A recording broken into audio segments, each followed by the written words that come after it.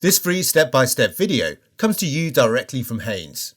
You can complete more than 200 jobs on this vehicle when you purchase the complete Haynes online manual at haynes.com.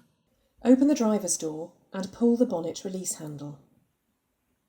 Pull out the safety catch and open the bonnet.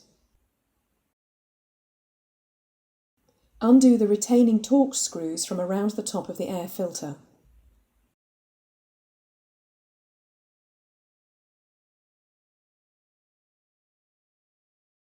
Lift the cover,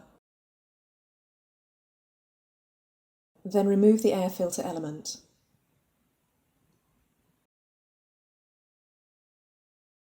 Remove any dirt and debris from the filter housing and cover. A vacuum cleaner is ideal for this.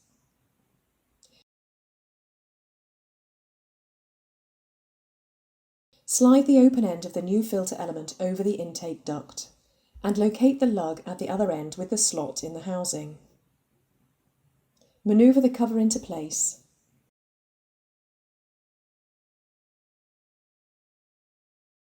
Then securely tighten the retaining screws.